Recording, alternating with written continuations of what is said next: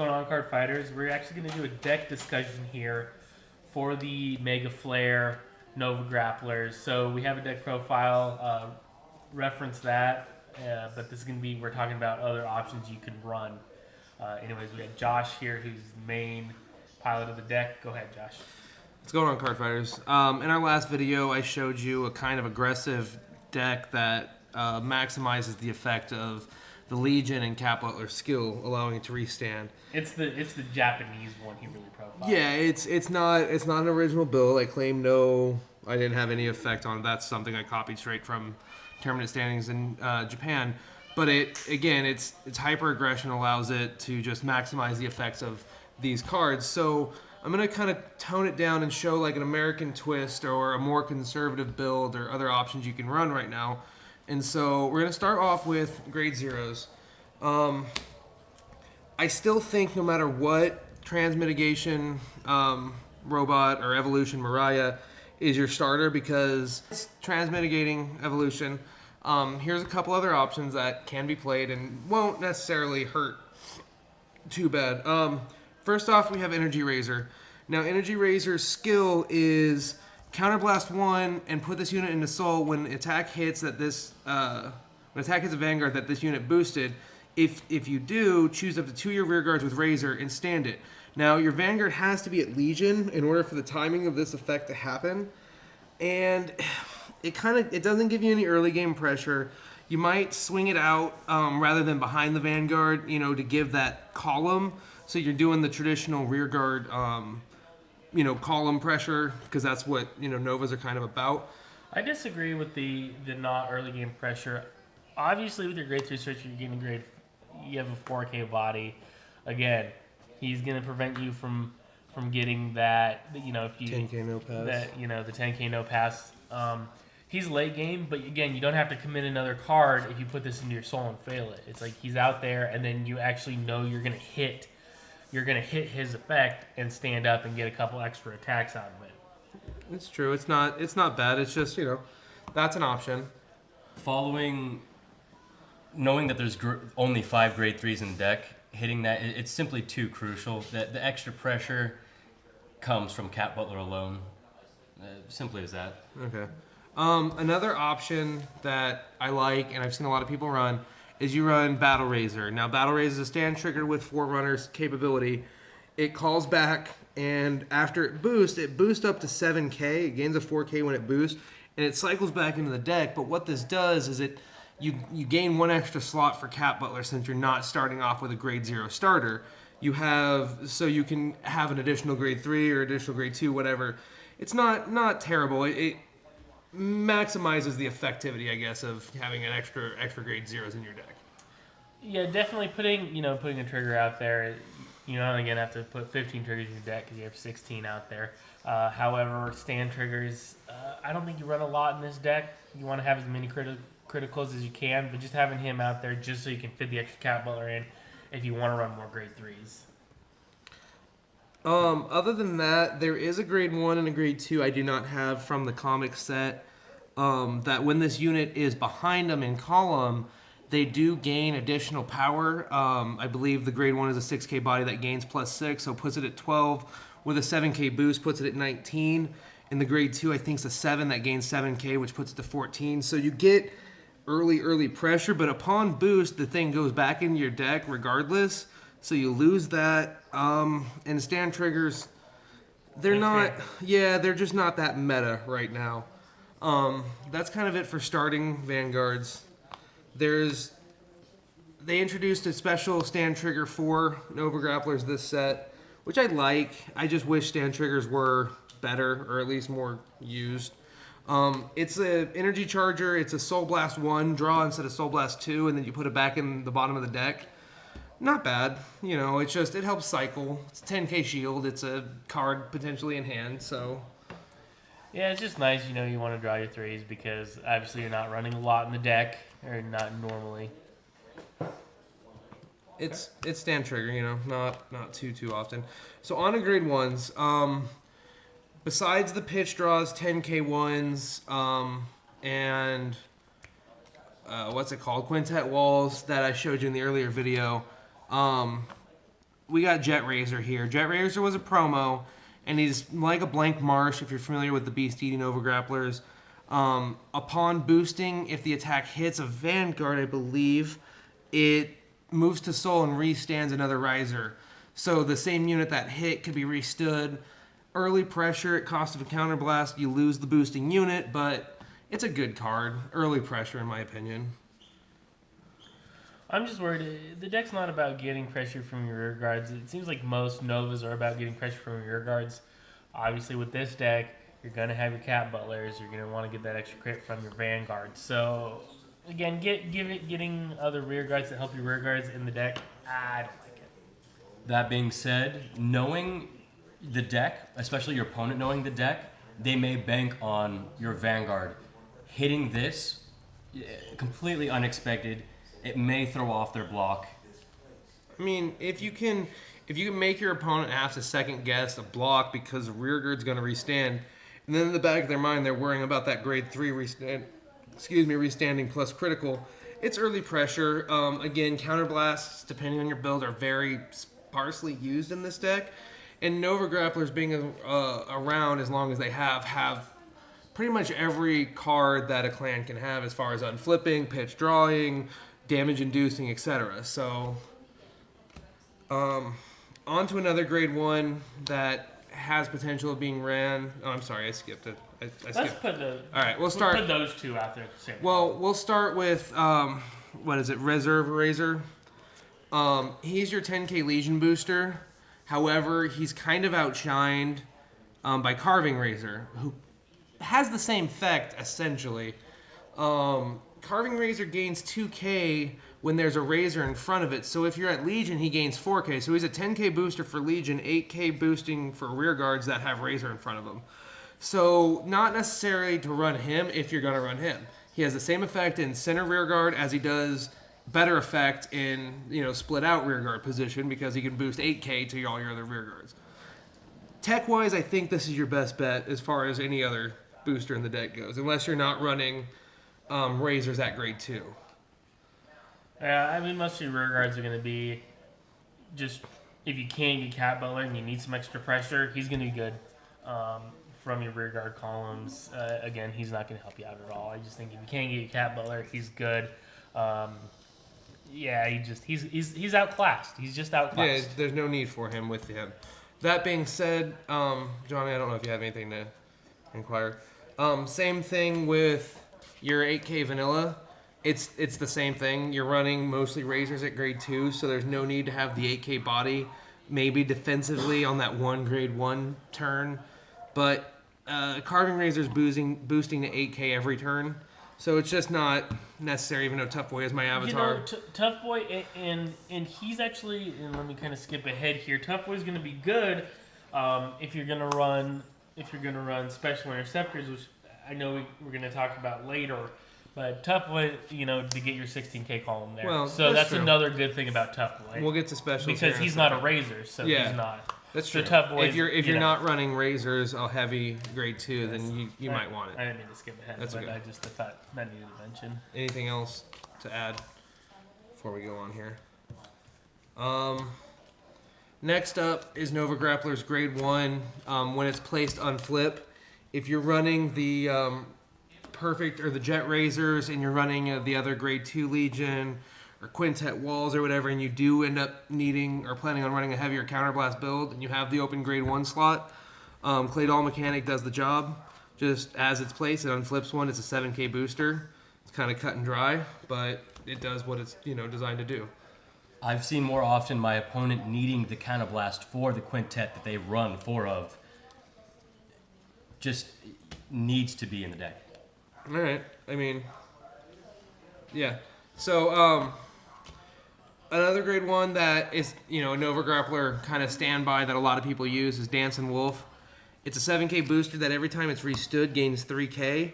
So, when you hit it off of Drill Wing can stand 2 rear guards. You get a 10K booster the second time. Other than that, if you do run the Subliminal Gray stand triggers or you're running the Jet Razors potentially, the second swing gets stronger. That's always deadly. Plus, it's a wolf with a bunch of robots. How awesome is that? Yeah, it's a dancing wolf. I mean, how badass are wolves? You know, that's kind of the argument. Here's a techie card. I don't see heavily ran. Sorry, let me flip it the right way. It's Tank Razor. Now, Tank Razor, when it has another Razor behind it and it's in the front column, can't be retired due to an effect by your opponent, Narukami, Kagero, blasters for that matter. So you can kind of protect something that you need protecting, I guess. It's just good when you're facing that Narukami, when you're facing the Kagero, who always are hitting your front row, and you need to have your cards tapped to hit Mega Flare. So, you know, he's just a good defensive card to say, hey, well, you can't really hit my front row, so I'm not wasting cards from my hand trying to hit Mega Flare's effect. And then, as in the build I showed you earlier, it ran 4 Quintet Walls. I couldn't find my Dunkel Heights, which are much prettier Perfect Guards, so I went with Twin Blader. I think Perfect Guards have their place. Again, with the more conservative build, you do have a heavier counterblast cost, so I suggest 2 to 2. I think that's pretty fair. When you keep a heavy draw in hand, having the unit to pitch isn't bad, assuming that you won't have the counterblast to do so. You know, the thing about Perfect Guards in the deck is you don't have an advantage engine. No grapplers don't have an advantage engine. They're all about unflipping their damage. I really like an overgrappler deck that runs 12 crits. Obviously, you're in it to win fast. It's pretty much you hit your cats, you hit those crits early. I don't like Perfect Guards in this because you're not going to have the hand to do it. Okay. Well, yeah, especially with a conservative build where you're taking out your draw mechanics. So we're gonna move on to grade 2s next. Not much run outside of the mates and what I had showed you earlier with the street bouncers. One card you can run is Wing Razor. He's an 11k booster or 11k swinger. If he has a Razor behind him, he gains the 2k on your turn.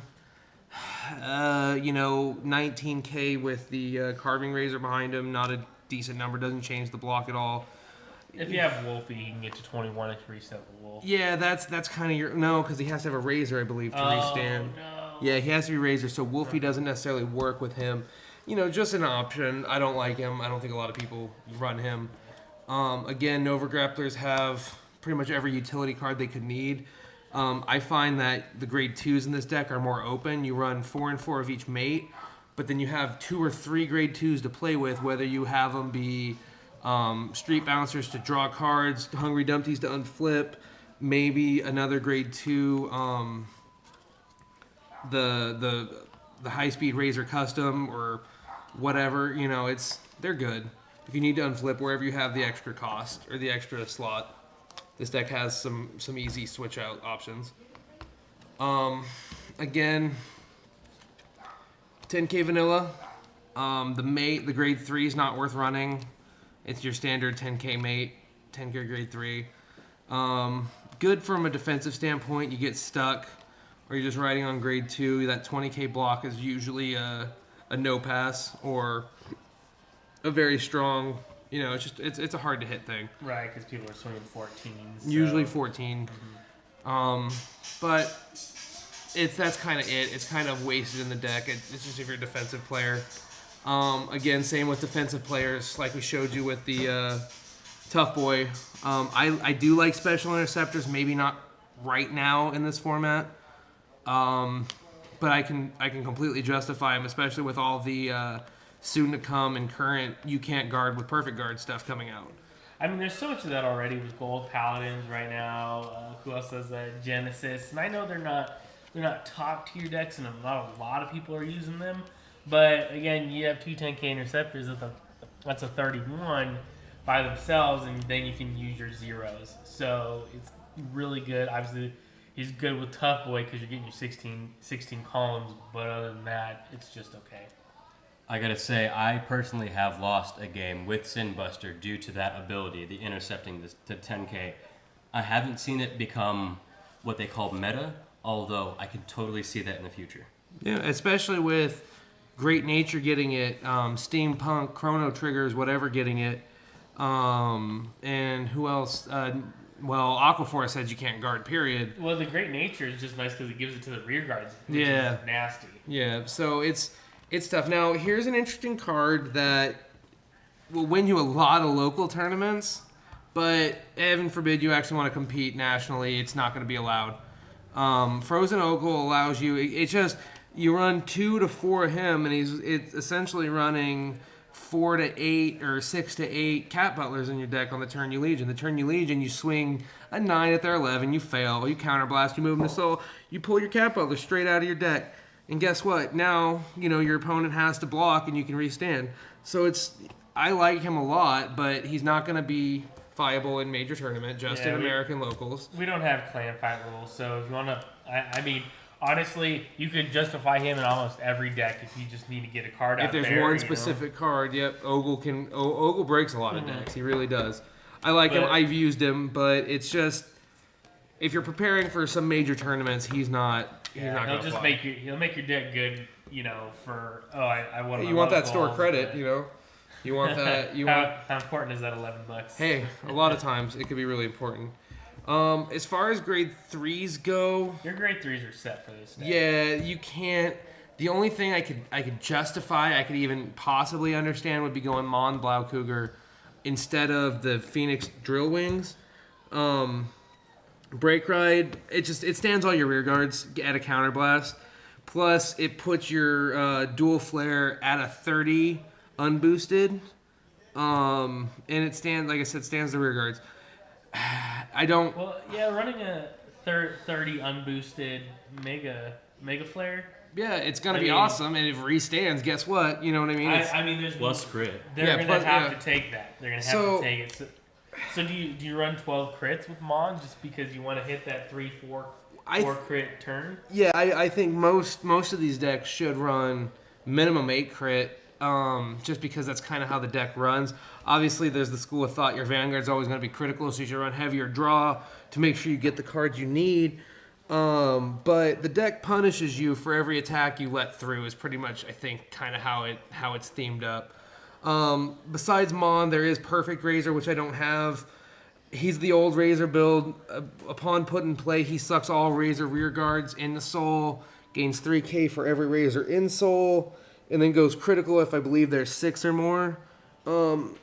It goes against kind of everything the deck plays for. Not a terrible finisher, but a finisher nonetheless that sacrifices your rear, your whole field. And obviously, it's a deck with nobody likes the Cat Butlers.